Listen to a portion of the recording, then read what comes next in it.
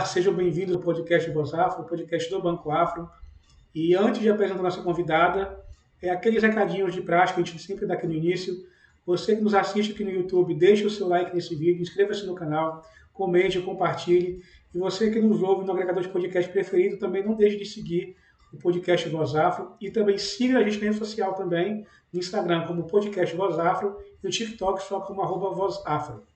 Agora, apresento a nossa convidada. Thaís, seja muito bem-vinda a esse episódio. É um prazer imenso te receber aqui hoje para essa gravação. Prazer é todinho meu, Rubélio. Obrigada. Thaís, a gente sempre tem duas perguntinhas. Quem assiste a gente aqui já está bem acostumado já, que eu faço no início e outra no final do episódio. E a primeira é bem comum, bem de praxe mesmo. Para quem não conhece, quem é a Thaís?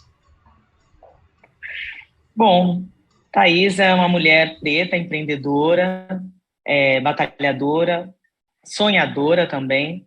Eu fundei a The Benguela, que é uma startup que depois eu vou explicar direitinho, que tem um propósito aí bem importante de elevar a autoestima, de reconciliar, na verdade, mulheres crespas e cacheadas com a sua identidade. Então, a Thaís é uma pessoa hoje muito dedicada a esse propósito. Eu estou aqui falando mutado aqui, Thaís. Mas vamos lá. Então, você criou a Dembguela, né? Vamos falar um pouco mais para frente sobre ela. Mas, assim, no Brasil, grande parte das pessoas que começam a empreender, principalmente pessoas negras, é por necessidade. Como é que foi com você? Foi por ter necessidade? Eu já tinha um plano? Não, vou ter um plano, vou montar uma empresa aqui agora e tal. Como é que foi?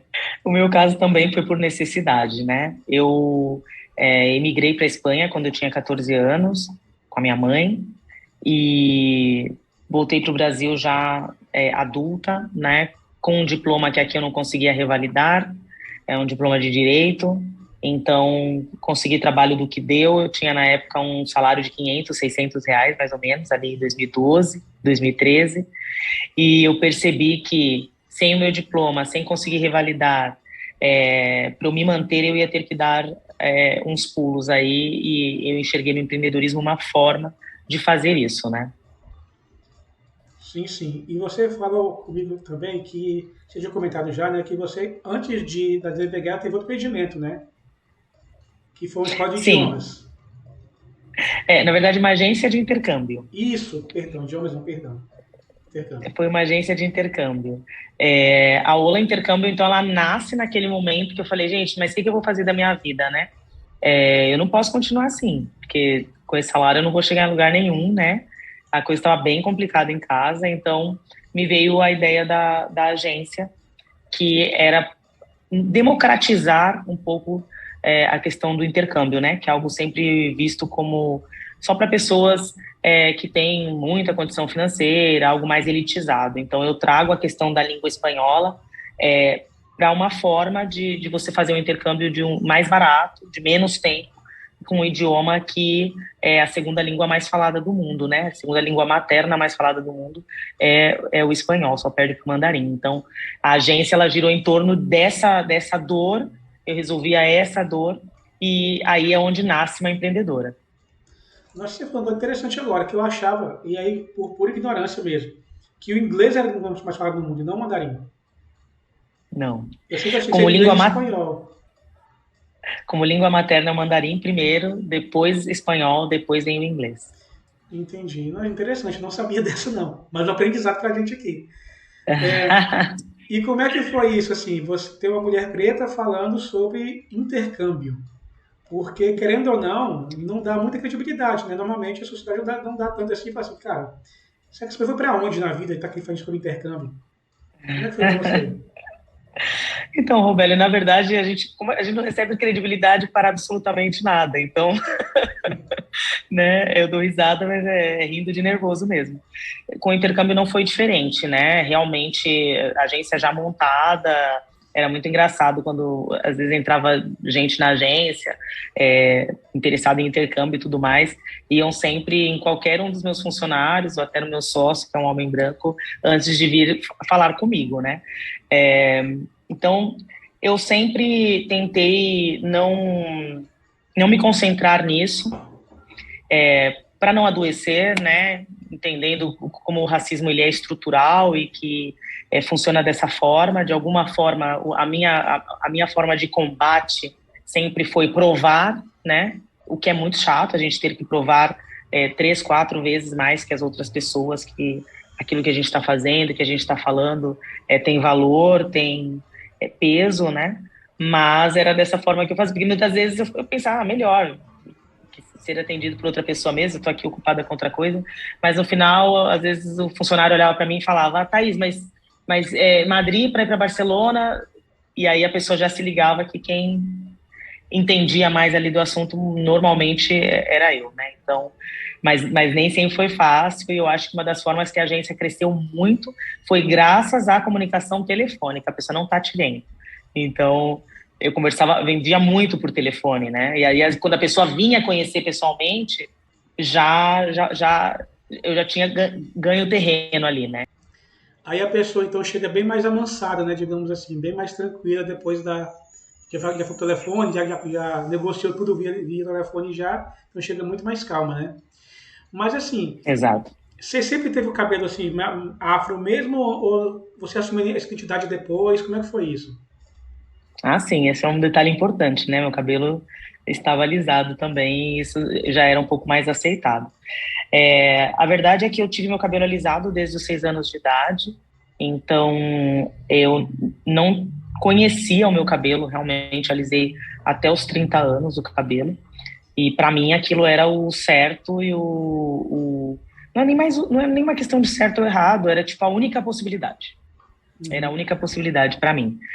E nessa época da agência, eu já estava com a agência, já tinha uns 5, 6 anos, eu comecei a ter questões aí relacionadas com alopecia, assim. Comecei a sentir que meu cabelo estava ficando cada vez mais ralo a cada alisamento. E foi um pouco o que me motivou a realizar a transição capilar, meio que forçosa. Em paralelo, a minha melhor amiga estava realmente fazendo a transição, ela cortou o cabelo, deixou o cabelo dela crescer de forma natural, e eu estava acompanhando o sofrimento dela até em relação à aceitação familiar em relação a esse corte, né, que é o Big Shot. Então, tudo isso foi o cenário que me moldou no pensar em resolver uma outra questão, que seria a transição capilar, que seria essa questão da identificação com o seu próprio cabelo, né? Como a gente pode ter um cabelo que a gente não se identifique com ele ou que a gente não enxergue beleza nele, né? Acho que quando me dá esse start é quando eu começo a gerir a Debenguela, né? E hoje essa questão capilar, né, é assim, é mais, não vou dizer mais aceito, que não tem que aceitar, na verdade. Mas é visto de forma mais normalizada. Nem sei se essa aí também é a palavra também adequada para isso. Mas antes tinha hoje tem esse comentário, né? Você, mas cabelo ruim. Como se existisse a definição de bom e ruim, né? Entre cabelos e tal. E aí você falou, nasceu a Benguela. E para quem não sabe, o que é a Benguela? A Debenguela era a primeira e única, inclusive, empresa do Brasil especializada em alongamentos e apliques de cabelo crespo natural. Então, para você ter uma ideia, até a existência da Debenguela, a gente não tinha no Brasil uma loja que vendesse um tic-tac, uma peruca, um rabo de cavalo de cabelo crespo humano. E qual era o problema disso? A gente, quando começa a transição capilar, a gente passa de um cabelo liso que normalmente já tem um comprimento, né, já está comprido. Aí você corta esse cabelo liso para esperar o cabelo crespo ou cacheado crescer, né? Com o fator encolhimento, que é típico, propriamente uma característica do fio. Então, ele é um fio que ele aparenta ser mais curto do que ele realmente é. Então, você se enxerga com uma textura que você nunca tinha visto, porque, né, você esteve podando ela quimicamente, e com um comprimento mais curto do que talvez você esteja acostumado. Então, a Debenguela, ela vem resolver uma dor que ela é bem específica, só que ela é bem profunda. Porque quando você inicia esse processo, se você lê relatos sobre transição, é um momento de total autodescoberta, autoconhecimento, você você revê muitos conceitos, sabe?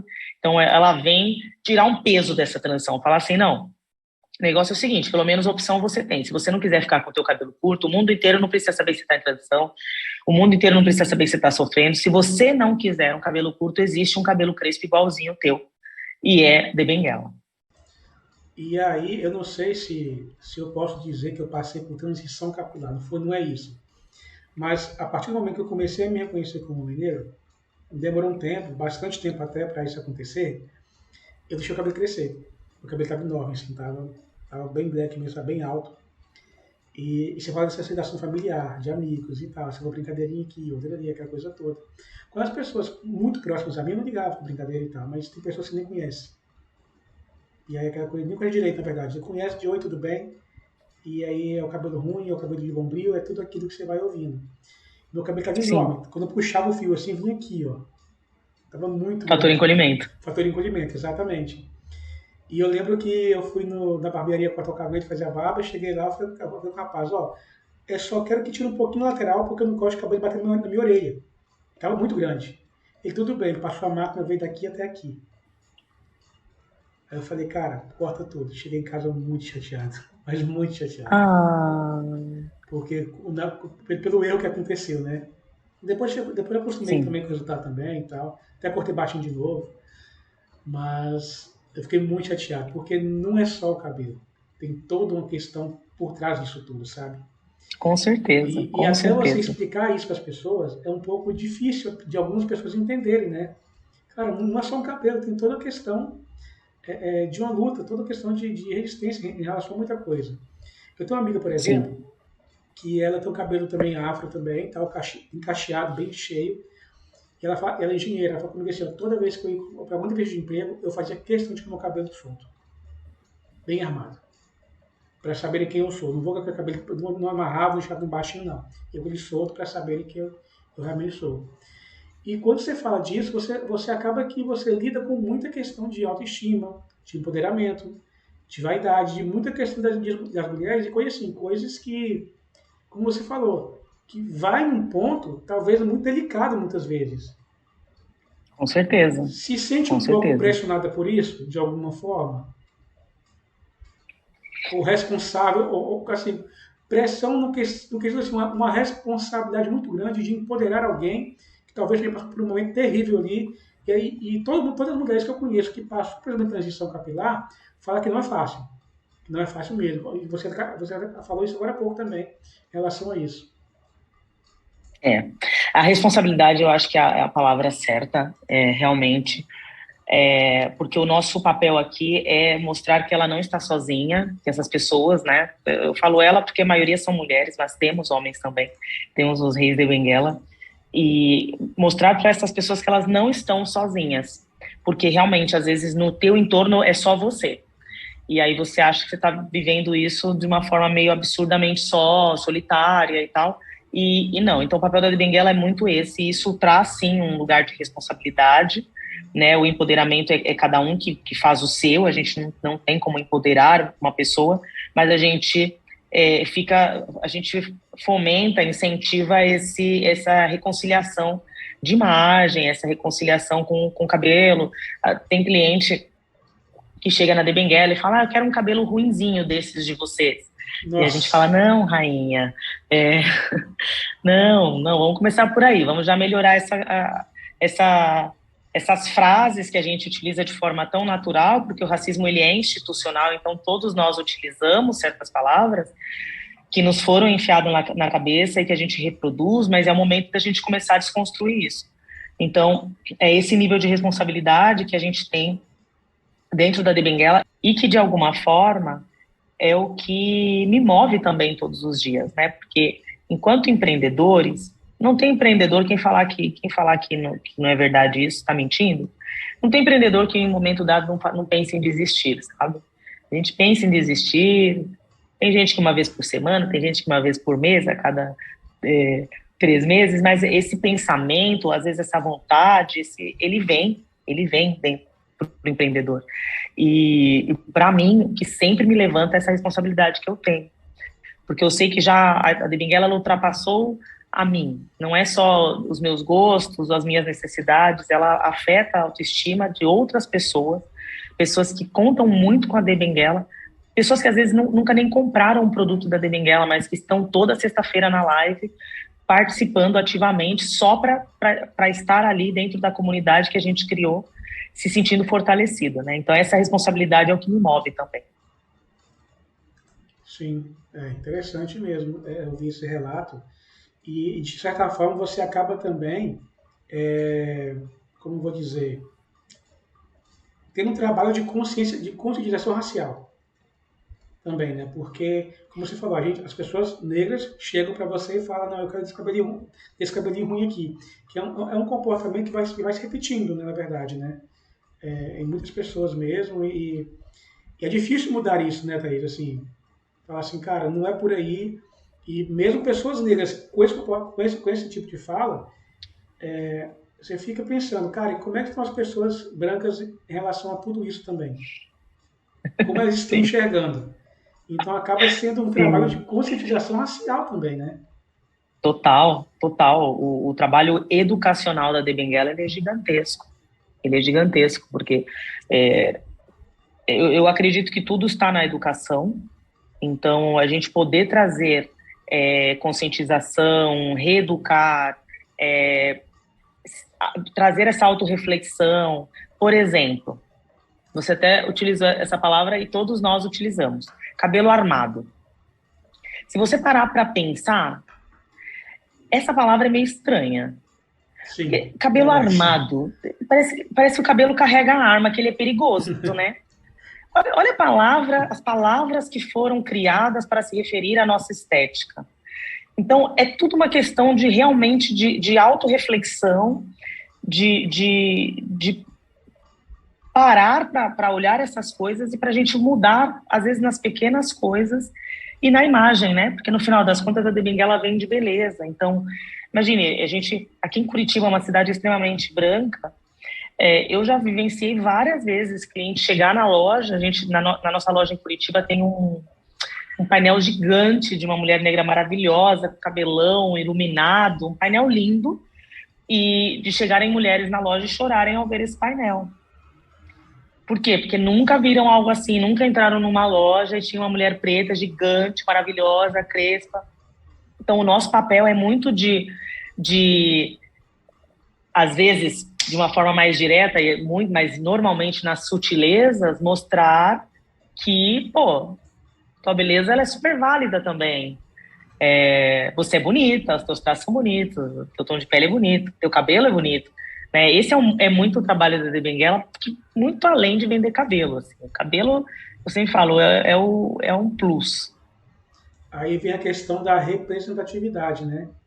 Como você falou, a pessoa chegar lá e ver um top, um banner gigante, lá, uma imagem gigante de uma mulher negra belíssima também. E em cima disso, outro dia eu estava assistindo um videozinho um teaser da Pequena Sereia, né, que vai ser lançado agora em maio. E nesse teaser mostrava, né, crianças negras vendo o vídeo e reagindo, né? Você deve ter visto também a uma Ariel Sim, negra. E assim, e aí você vê a questão da representatividade ali mesmo, ali, né? E as pessoas se vendo sim, daquela forma ali, como você falou. Então chega um ponto que quando você liga a TV, vai ver o comercial de beleza e não tem ninguém que te representa, realmente o padrão de beleza que a sociedade vai impor em cima disso é totalmente diferente do que a pessoa se enxerga. E aí vem a sim. questão da autoestima, né, do empoderamento, de trabalhar em locais que a pessoa nem sabia que eram tão sensíveis assim, talvez. Tem tudo isso. Exatamente, exatamente. E aí você falou que a DBG era uma startup. Como é que foi para vocês assim passar por acelerações também? Foi tranquilo? Foi penoso? Como é que foi? A De Benguela é uma DNVB, a gente nasce dentro do digital por necessidade, porque a gente sabia que seria a única forma de chegar em diferentes pessoas de lugares até remotos. E, e o primeiro desafio que a gente enfrenta ali com isso é vender um produto online que não se vendia online. Não, você não comprava cabelo natural online, né? Independente da textura. Cabelo liso sempre existiu no mercado, mas você não comprava cabelo liso online. Não era uma coisa tão comum de se ver. a pandemia veio acelerar tudo isso, né? A galera muita gente teve que, né, se reinventar, ir para o online e tudo mais, mas esse já era o universo da The Benguela, a gente sempre entendeu a importância de estar dentro desse canal e criar um marketing de produto para poder vender esse produto num canal que não se vendia até então. Quando a gente pensa em ser acelerados, assim, não é muito uma realidade, pelo menos para mim não foi, que eu olhasse desde o início, assim, né? Na verdade, para mim, o orgulho da minha vida e intenção de vida era alcançar o meu break-even e me manter pelas minhas próprias pernas. Eu sempre, não, porque eu tenho que alcançar o break-even e acabou, e não quero captar dinheiro de ninguém. Eu sempre utilizei muito essa estratégia. Embora esse ano, né, o ano passado a gente entrou no Google for Startups, no Black Founders Fund. Então, foi o primeiro contato da The Benguela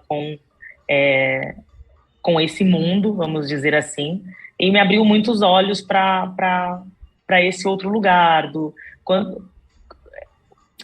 que pode ser menos penoso, né? Eu comecei a The Benguela com R$30 mil e eu pago a conta disso até hoje, porque você tem startup aí que já começa com né, 5 milhões e já pode iniciar de um jeito, uma organização, não sei como, tudo nosso muito passinho a passinho, passo a passo. A loja que a gente abriu ano passado no Shopping Boulevard Tatuapé, em São Paulo, dinheiro próprio. Então, assim, tudo a The Benguela faz, a gente vai lá e, né, um passinho após o outro. Então, agora que eu estou entendendo que dá para ser menos penoso e mais rápido também. Uhum. Entendi. E assim, de certa forma também se valoriza muito mais, né? Porque você está indo ali com as suas próprias pernas mesmo, ali, como você falou, sempre pensou dessa forma, né? E acaba sendo assim muito mais valoroso. Se você está vendo, tem uma loja aberta em Curitiba, tem outra agora em São Paulo, daqui a pouco você abre uma, sei lá, uma no Belo Horizonte, uma no Rio, e por aí vai expandindo daqui a pouco para o Brasil inteiro. E é claro que o investidor também ajudaria bastante isso, né? Se chegasse aquele investimento bem classe A, classe B, não sei, seria bem mais rápido, na verdade, né? Sim, com certeza. No site, lá na página do Sobre Nós, você fala que a The Benguela nasceu de um sonho. Como é que foi esse sonho? De ter uma loja, como é que foi isso? Ela nasceu de um sonho em dois sentidos, né? No sentido figurado mesmo, de falar assim, o sonho da gente ter opção, da gente ter representatividade, da gente ter uma loja que realmente converse com a gente em relação à nossa beleza sem querer modificá-la, né? Então, eu acho que ela nasce desse sonho, mas ela também nasce de um sonho real que a minha mãe teve. Então, lá em 2015, eu tava sofrendo bastante com o meu cabelo e tudo mais, e vendo a minha amiga sofrendo com o cabelo dela e o marido dela reclamando que o cabelo dela, ele não tinha casado com ela assim. E então, enfim, várias questões acontecendo ali ao mesmo tempo, e eu decido procurar para ajudá-la, na verdade, porque ela falou que ela não estava bem com a autoestima dela em relação ao comprimento do cabelo dela, que estava muito curto, e ela não se sentia bem por conta desse comprimento, embora a textura ela estava gostando do que estava nascendo, do que ela estava conhecendo. Eu falei, vai alongar esse cabelo, se o problema é esse, põe um alongamento até esse cabelo crescer. Ela falou, mas amiga, eu não quero, agora que eu estou fazendo transição, colocar um cabelo liso, né? Eu falei, mas coloca um cabelo crespo. Eu lisa ainda. Eu coloco um cabelo crespo, coisa mais fácil do mundo. Ela falou, não tem cabelo como o meu no mercado. Então, aí eu começo a pesquisar para ajudá-la, eu ainda lisíssima, sofrendo, perdendo o cabelo, vendo que eu ia ficar em algum momento sem cabelo, sem um fiozinho na cabeça, mas eu insistindo. E aí eu começo a pesquisar e realmente não achei nada no mercado brasileiro, e aí eu começo a pesquisar em inglês. E achei Estados Unidos, Canadá, várias lojas que vendem alongamento de cabelo crespo natural. Fiquei encantada de pensar que talvez o meu cabelo então era bonito, não era um cabelo ruim, que era o que eu realmente acreditava.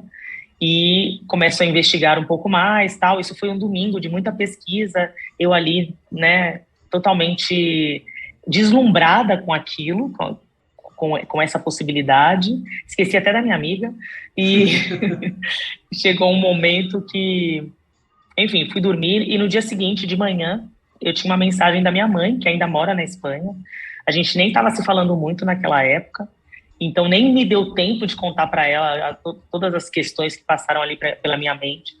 E tinha uma mensagem dela no Facebook que dizia para mim que a loja para mulheres negras que eu tinha que abrir deveria se chamar Teresa de Benguela, que esse tinha sido o sonho que ela teve comigo naquela noite.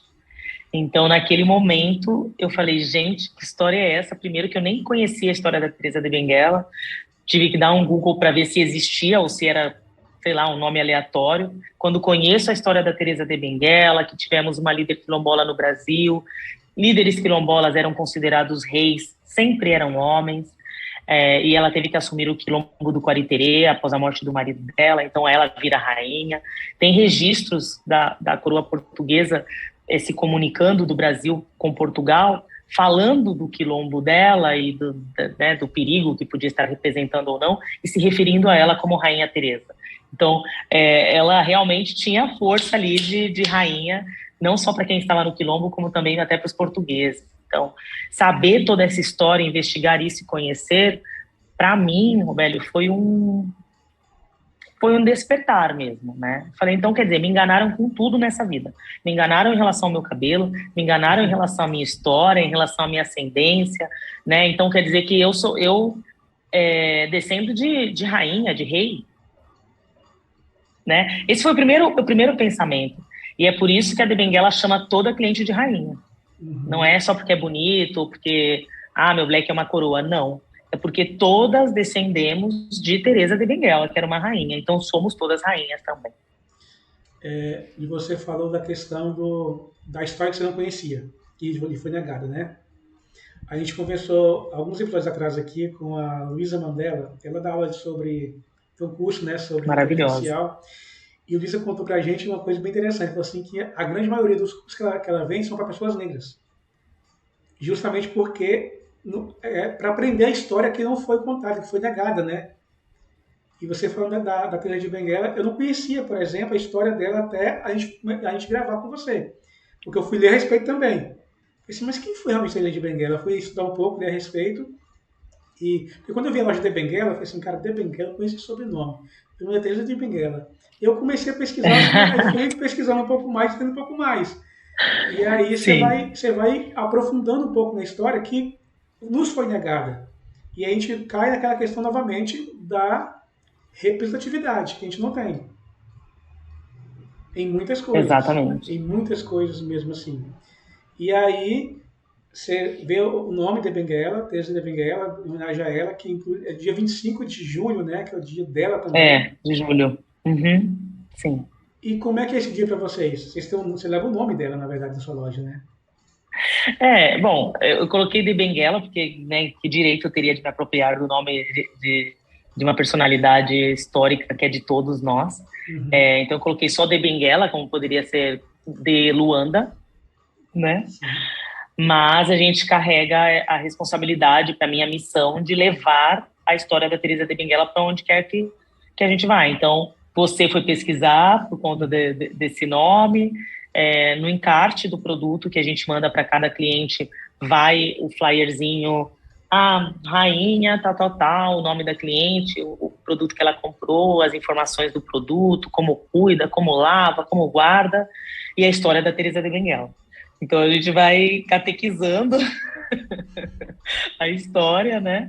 E o dia da mulher negra, latino, afro-americana, caribenha, enfim, né? Que é bem longo, mas é o dia da mulher negra, que é dia 25 de julho, para a gente é bem representativo aqui na de Benguela, né? Então, é dia de palestra na empresa, é dia de muita reflexão, é dia de homenagem mesmo, né? Para a gente conhecer não somente a história de Teresa, mas de quantas outras mulheres da nossa história que a gente não conhece e que está diretamente atrelado tudo isso à nossa autoestima.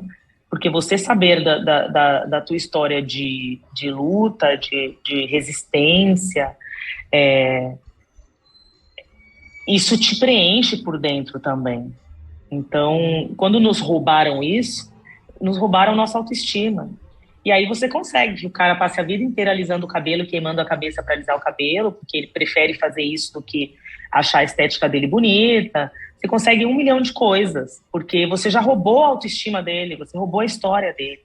Então tá tudo junto, tá tudo atrelado. E você falando essa questão da história que não foi contada, não só do Brasil, mas a história num todo, né? O último filme que eu vi no cinema foi A Mulher Rei, isso, Mulher Rei, com a da Viola. Viola, Eu né? sei que eu saí do cinema assim, ó, caramba, que filme. E passou muito rápido essas 2 horas aqui, que filme, tá? E assim, aí uma coisa particular, eu fiquei revoltado que ela não foi indicada ao Oscar por esse filme. Porque a gente É, sabe, né? Mas dá uma revolta assim, cara, a interpretação dela no filme é maravilhoso, é sensacional, e ela não foi indicada ao Oscar. E sempre que e o cinema, assim, é algo que mexe muito comigo, assim, em relação ao entretenimento em si, né? Cinema, TV e tal, séries, que mexem, assim, em relação a justamente isso, a você parar para pensar em algumas coisas, igual você falou. No dia 25 de julho, você é um dia de palestra, um dia de festa, um dia de reflexão. Eu lembro que eu vi um filme um tempo atrás, Judas e o Messias Negro, que é a história do Fred Hampton, né? E você para pensar, um cara de 20 anos, 22 anos, não sei, não lembro muito bem da idade, mas muito novinho, fez o que fez, né? E foi assassinado covardemente. E você para pensar, você para refletir na vida mesmo, assim, em muita coisa. E aí volta aquela sim, questão, a gente precisa ir atrás da história que não nos foi contada. sim. E é tudo muito acessível hoje, né, Thaís? Assim, poxa, dá um Google. É tudo muito acessível. Ah, E mas até eu dar um Google é um movimento tem que pensar sobre isso, né? Tem gente, Roberto, que nem sim, pensa sobre isso. sim. Nem pensa sobre isso. E aí, assim, essa questão do dar o Google, agora uma questão assim, mais de discussão racial mesmo.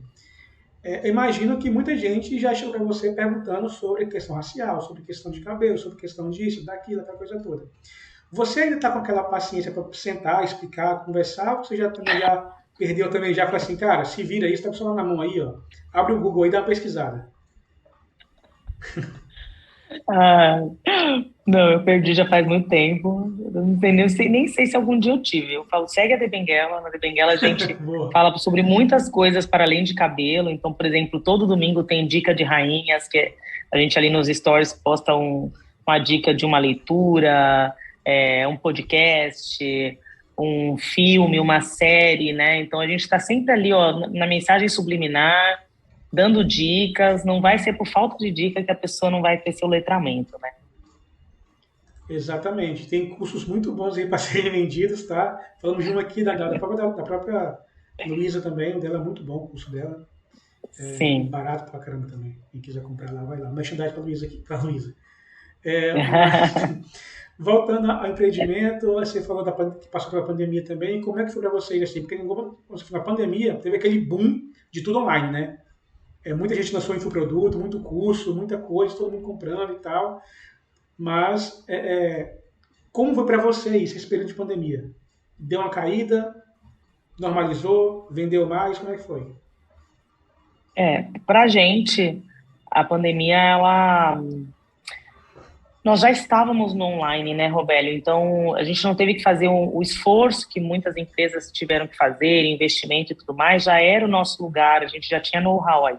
Uhum. Então, a gente só cresceu com a pandemia. Claro que outras coisas também cresceram, como os preços das coisas, né? O dólar foi lá para as alturas, a gente tem matéria-prima importada, então teve o outro lado da moeda, mas em relação a vendas, a gente cresceu bastante. O primeiro mês da pandemia, assim que eu lembro o mês inteiro, que foi abril de 2020, e estávamos todos em casa, foi até aquele momento, né, o mês mais vendido, top de vendas da De Benguela, na história da De Benguela.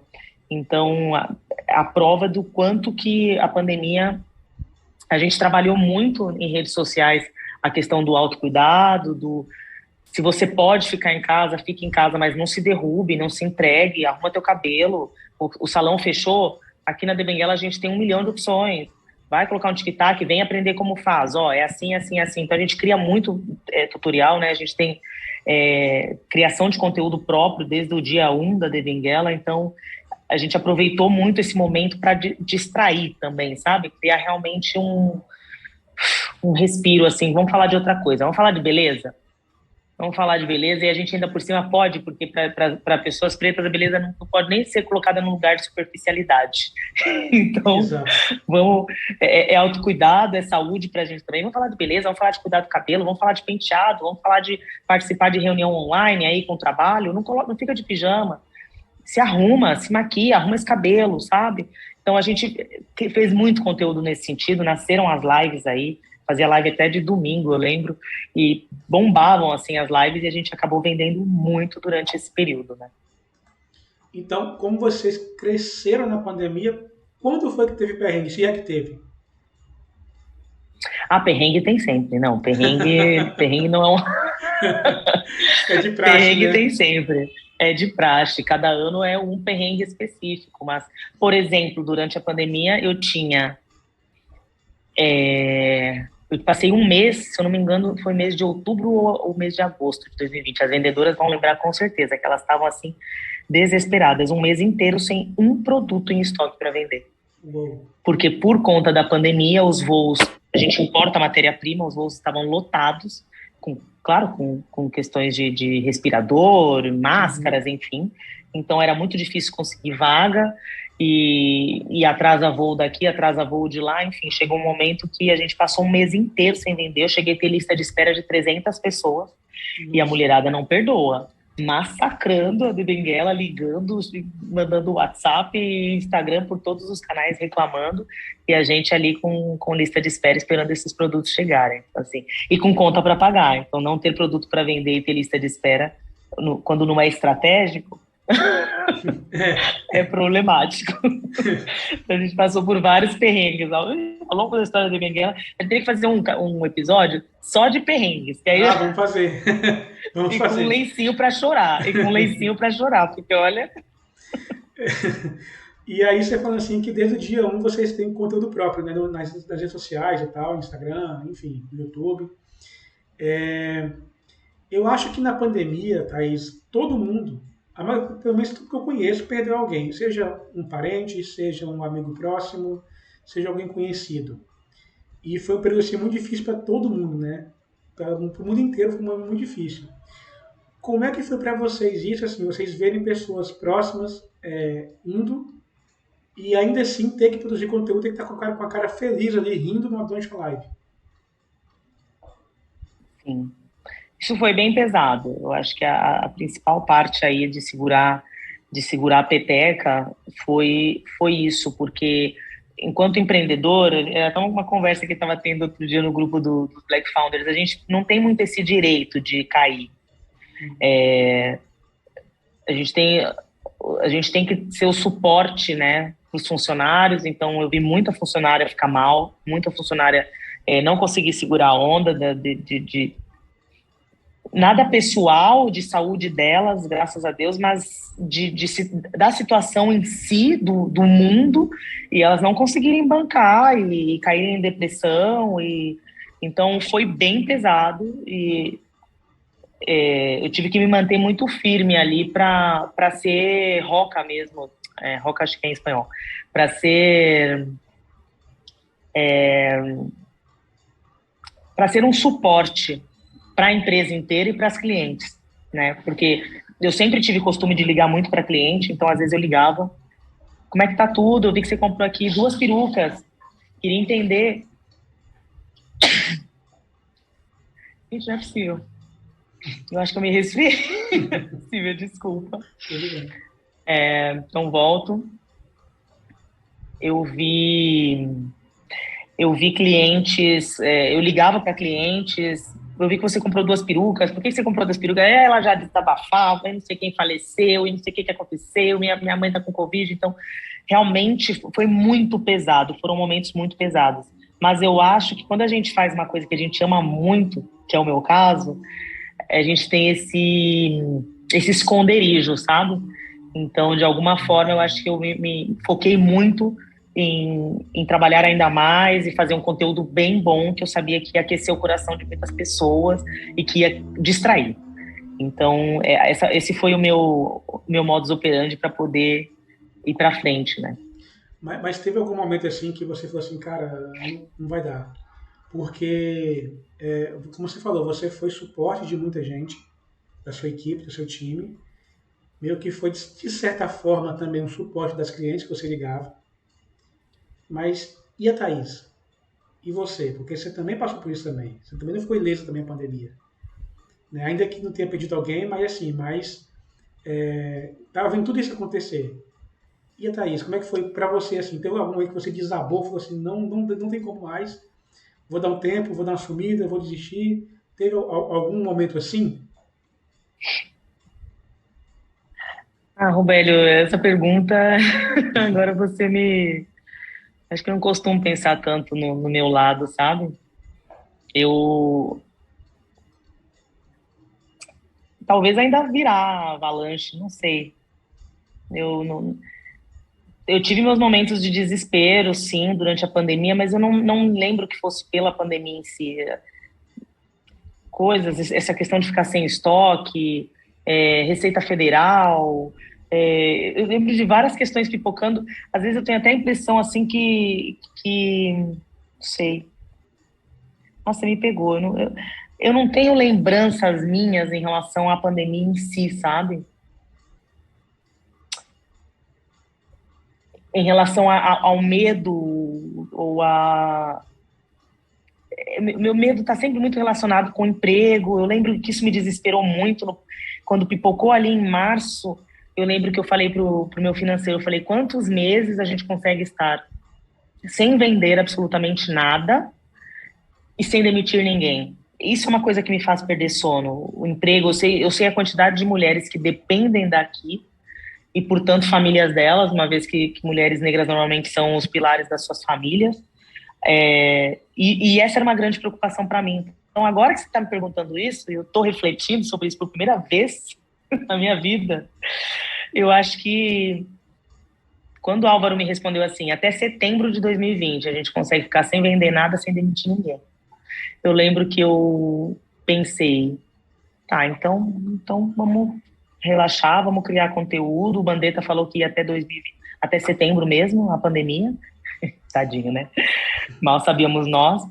Então vamos relaxar e vamos criar conteúdo, trazer entretenimento para as rainhas e ver o que a gente consegue deixar todo mundo ocupado, com a mente ocupada. Me preocupava muito que que as minhas funcionárias não tivessem o que fazer, sabe? Que ficassem em casa pensando na pandemia. Então a minha preocupação era vamos ocupar a mente. E aí a gente começou a vender, se acabar de vender. Então eu acho que eu relaxei no sentido de tá, vai ter emprego para todo mundo, inclusive tive que contratar muita gente durante a pandemia. Então, eu acho que eu não consegui ter sequer tempo para pensar nesse outro lado. Pô, tô com medo, putz, tem um monte de gente morrendo. Eu não consegui, eu só pensava em emprego e que essas pessoas não perdessem os seus empregos e mantê-las firmes. Não se derrube, levanta, vamos que a gente tem família para alimentar, sabe? Eu acho que eu fiquei muito nessa pira. E agora que você está dizendo, eu tenho que levar isso para terapia, porque acho que não é normal. Vamos mudar de assunto, então, melhor. É melhor. Mas já falando um pouco sobre a questão do crescimento e tal, você falou tudo de ligar para cliente, né? Que você tem esse costume de ligar para os clientes, como é que está sendo. Como é que é você ouvir da pessoa assim que, cara, comprei o seu produto e estou me sentindo empoderado, estou me sentindo assim, a mulher mais linda do mundo. Como é para você essa satisfação assim que vem de você ouvir isso no cliente? Ah, missão cumprida. Missão cumprida. Missão cumprida. Sabe, a gente tem um canal no Slack que se chama Depoimentos, que é justamente para que todo mundo que recebe algum depoimento, que a gente recebe mensagens muito lindas. Eu poderia fazer um livro, Robélio, nem meu marido me faz declaração que as rainhas me fazem, assim, sem dúvida, né? A gente recebe mensagens muito, muito, muito, muito, muito, muito bonitas mesmo, assim. Então, a gente tem esse canal aí para dar aquela aquecida no coração de vez em quando, e para quem está lá na costura, possa entrar no Slack também e ver o impacto do trabalho dessa pessoa no cliente, né? Lá na outra ponta, no final. Então, é muito satisfatório. É muito satisfatório. Eu todos os dias falar, não, tá, é esse o caminho. Não, tá tudo certo, não, estamos no caminho certo. Porque é fácil você se perder, né? Sim, sim. É engraçado você falar sobre essa questão de receber esses feedbacks, né? Essa semana em específica a gente está recebendo alguns feedbacks, assim, bem surpresas mesmo do podcast, no Instagram do podcast. E é Que interessante, legal. assim, é muito legal você ver as pessoas sendo tocadas de alguma forma, né? Como com o seu produto, por exemplo, você está vendo que a pessoa está sendo tocada, que a vida mudou, que a autoestima subiu, estava em cima e tal. É bem interessante, igual você falou, é saber que você está no caminho certo. É aquela motivação de acordar mais um dia, assim, vale a pena, tá valendo a pena, sabe? Exato, exato. É um indicador. Sim, sim. Talvez seja o seu Para principal quem KPI. empreende, hã? Talvez seja o principal KPI. Sim, sim, sim. Para quem empreende, a gente não tem ninguém para falar assim para a gente. Tá bem feito o trabalho. Qual que é o nosso parâmetro? São os números. Mas os números não revelam tudo, né? Uhum, Então, eu acho que para o empreendedor, as reclamações e os depoimentos, os elogios, eles são os nossos feedbacks reais, uhum. né? Então, é muito importante, é muito importante. Parabéns. E é legal que eu falo que esse marketing boca a boca é o principal de todos, né?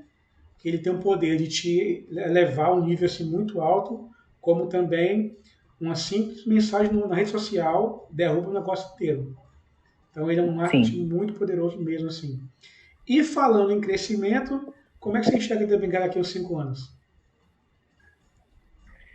Ah, do Benguela daqui 5 anos, olha, se Uhum. em 6 a gente fez tudo que fizemos, 5 anos a de Benguela vai ser referência aí, pelo menos na América Latina, mas eu espero que mundial. Ah, vai ser, vai ser. E não tá longe também, não, tá? Em breve eu quero estar aqui em Vitória e ver a loja de vocês aqui também. Em breve. Que assim Thaís, seja. estamos chegando ao final da gravação aqui desse episódio. Muito, muito, muito obrigado. Papo muito bacana mesmo. Foi muito bom te ouvir de você, conhecer um pouco mais você, do seu negócio, de como surgiu, toda essa representatividade que você acaba gerando nas pessoas também, esse empoderamento das mulheres, assim, é algo muito significativo mesmo. É muito bom saber que existe um negócio nesse tipo, nesse formato, sabe? Que, querendo ou Sim, não, você busca levar um bem-estar, levar autoestima, muita coisa. Você cuida de algo muito, muito delicado na sociedade, ao meu ver, assim, sabe? E é muito bom sim. saber que isso está dando muito fruto, dando muito resultado também. Para quem quer empreender, Thaís, Obrigada, qual a mensagem Roberto. final que fica? Para quem quer empreender, bom, eu acho que uma das coisas principais aí do empreendedor é encontrar a dor que ele vai resolver, e nós temos muitas, né? Se a gente olhar para o nicho, inclusive para a nossa comunidade, tem muita coisa para ser resolvida, muita coisa para ser feita. Então, sente na pele, resolve essa dor, veja uma dor que pode ser resolvida, que a gente precisa de mais empreendedores fazendo isso. Acredite em você, né? O que mais tem é a gente te desanimando, não, não vai dar certo, essa ideia, lá, lá, lá. Então, acredite em você, se você acha que é uma boa ideia, vá para frente, valide ela e se aprimorar, né? Porque eu acho que a gente não tem que parar de estudar nunca. Então, eu até curso de tricologia, que é a ciência que estuda os fios, né? De cabelo, eu já fiz. Então, a gente tem que estar sempre se aprimorando, estudando, se preparando para ser melhores nos nossos trabalhos. E como você falou, tem muita ideia boa aí que está só na cabeça de alguém, né? Que ainda não saiu da cabeça e não foi para Com papel ainda, certeza. não foi para prática. Vamos pôr coragem aí e colocar em prática. Exatamente. Gente, para vocês que nos ouviram até aqui, nos viram também aqui esse episódio, nosso muito, muito obrigado também. Não esqueça de se inscrever no canal, seguir a gente aí nas redes sociais. Vai estar também aqui as redes sociais também da The Benguela também. Segue lá, compre lá também no site. Thaís, para quem quiser comprar também, vai dar para comprar online, né? Sim, com certeza. Estamos aí no online, no nosso site, no Magalu, WhatsApp, Instagram, coisa mais fácil. E está na descrição desse podcast aqui. Então vai lá, não perca tempo, clica lá, conheça os produtos e compre também. E é isso, até a próxima. Até a próxima, gente. Obrigada, Robélia. Eu agradeço.